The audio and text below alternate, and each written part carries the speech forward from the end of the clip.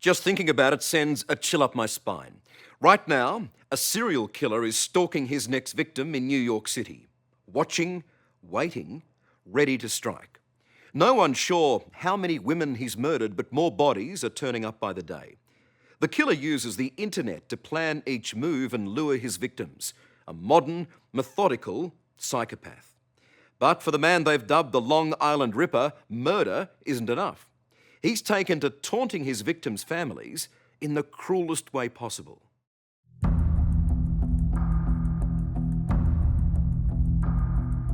New York City and its iconic skyline. As cities go, this concrete metropolis is the star. But down in the shadows of those soaring skyscrapers right now, hidden among the Big Apple's 8 million residents, is a ruthless, calculating serial killer. So far, police have discovered the skeletal remains of 9 and possibly 10 victims on this remains of 2 more women.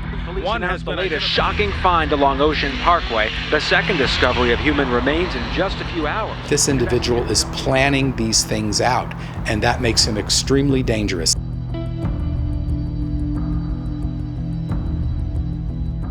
This is an individual who has this whole thing thought out and thought through, how he's going to do it, where he's going to do it, where he's going to get rid of the body.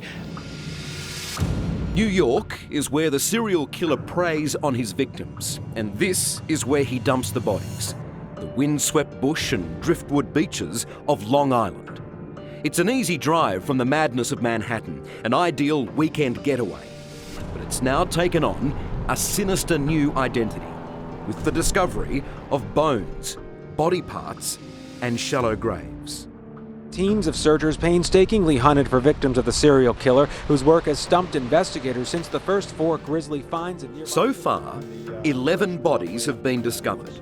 4 of them now officially listed as victims of this serial killer that's been dubbed the Long Island Ripper. But today's hunt uncovered more remains, including a skull. When they found the bodies, we were actually watching TV, and they described, about 5 foot tall, and we looked at each other and just started crying. We knew it was her before we even got the official phone call. It was confirmation of Lynn Barthellemy's worst fears. Her missing daughter Melissa was in fact a victim of this serial killer.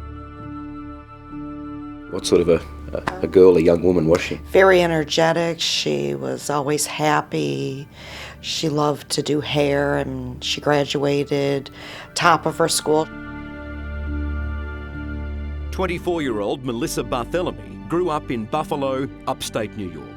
She dreamed of opening a beauty salon in her hometown, but not before she lived a little. Melissa packed her bags for the bright lights of the Big Apple. What drew her to New York City? She kind of got hooked. All that fast hustle and bustle, and she was like, wow, I can go down there and I can make a lot of money, and then I can come home and I can open my own salon and buy a house. That was her dream. Melissa did end up making a lot of money, but it was far from a dream. She became a stripper, then a call girl, a career she kept hidden from her mum.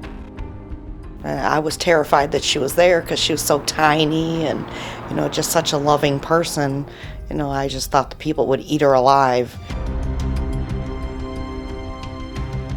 Melissa advertised her services on Craigslist, a website which sells everything, including sex. It seems this is how the Long Island Ripper found his victims, who were all escorts.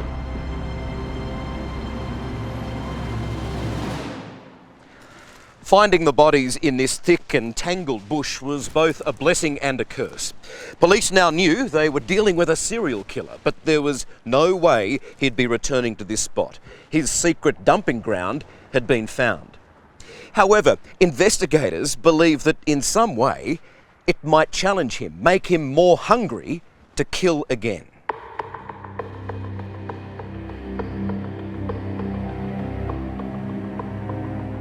Why do you think the Long Island killer targets prostitutes?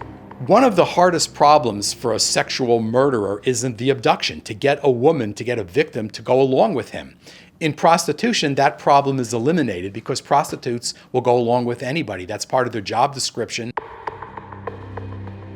Dr. Lou Schlesinger has studied serial killers for more than 30 years. He's an expert profiler, one of a handful of forensic psychologists trusted by the FBI. In many of these cases, there's a symbolic significance to the offender with prostitutes. And in their mind, they sometimes rationalize that they're ridding the world of this type of evil. Morally, he thinks he's some kind of crusader. Some of them are hyper-moralistic. And so the prostitute then symbolizes to them fear and anger and all sorts of emotions attached to sexuality. America has a perverse history of these twisted serial killers, so-called ordinary men who commit unspeakable crimes. Like Gary Ridgway, the Green River Killer. He confessed to more murders than any other American serial killer. Over 3 decades, he murdered 48 prostitutes in desolate bush areas. Finally caught, he was almost proud of his work. Guilty, guilty, guilty, guilty. These guys have 2 prominent traits, narcissism and psychopathy. Narcissism is somebody who is incredibly egocentric and self-centered, can't get enough of themselves. Psychopathy is a little bit different. That's an individual who has no interpersonal bonding with others. Please welcome Rodney Alcala. Rod, welcome. Another serial killer, Rodney Alcala, had a huge ego. He became known as the dating game killer after he went on a TV show in the late 70s, right in the middle of a killing spree. We're going to have a great time together, Cheryl. Okay. And although this lady wasn't one of his victims, others weren't so lucky. Alcala was sentenced to death only last year for 5 murders in California alone, but is suspected of killing and photographing as many as 50 more of his female victims. Hey, come on and say hello. Congratulations, Rod. You did it. Serial sexual murderers look like the rest of us. They talk like the rest of us. They behave like the rest of us. Many of them work, most blue-collar type jobs. Some are unemployed, but some have fairly good jobs.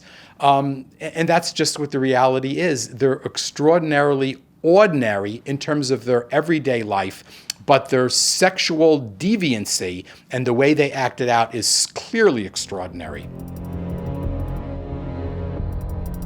And it's undoubtedly the same with the Long Island Ripper, to the sheer heartbreak of Melissa Barthelemy's family. But there's a very sick twist in this story. After the killer had dumped Melissa's body, he kept a souvenir, a trophy, her mobile phone. And from here in busy Times Square, he went through her contact list, found her sister's number, and started calling her. Melissa's missing and we're all worried and freaked out. We haven't heard from her. And Amanda gets this call and caller ID comes up Melissa.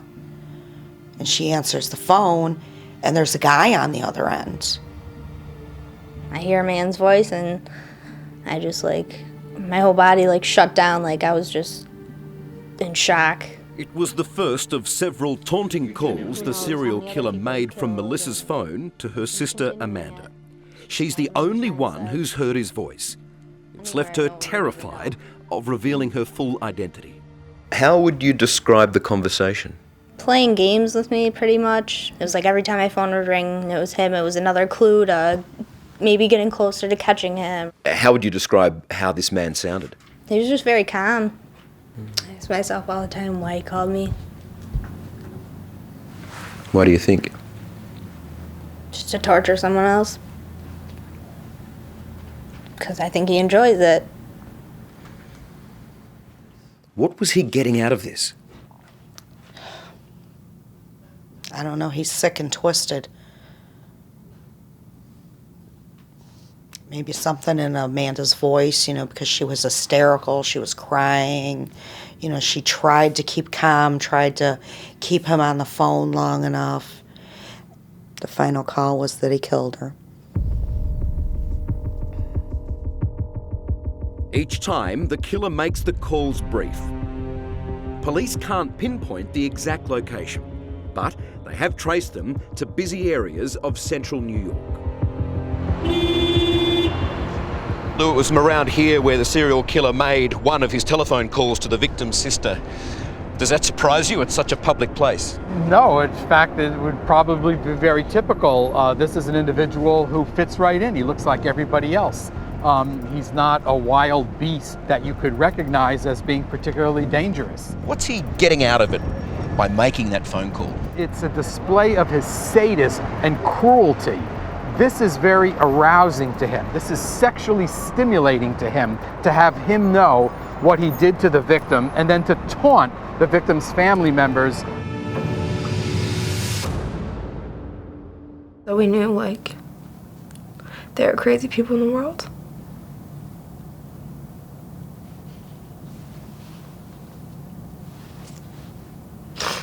It's just a nightmare. I have dreams all the time of her being here. Cherie Gilbert's sister, Shannon, was also an escort and also advertised her services on the internet site Craigslist. The last time Shannon was seen alive was on Long Island, when she made a panicked call to police before disappearing. This is the client's house that my sister was last seen at on May 1st.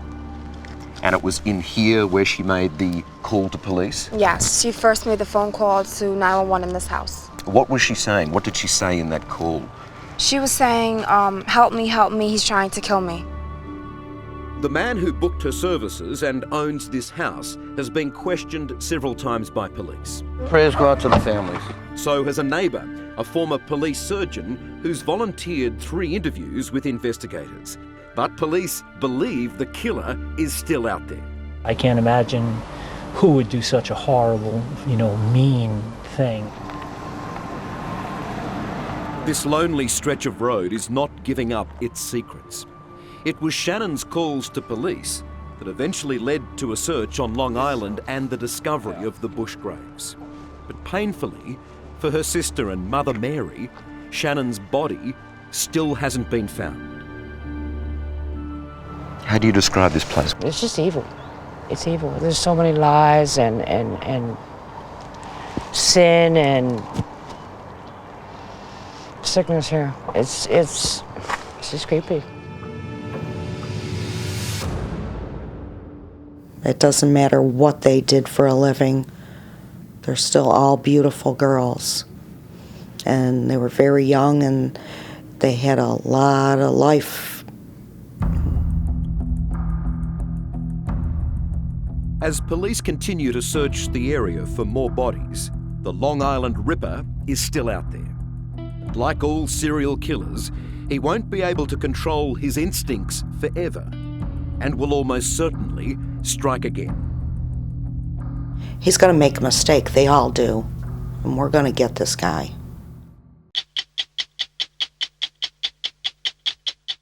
Hello, I'm Tara Brown.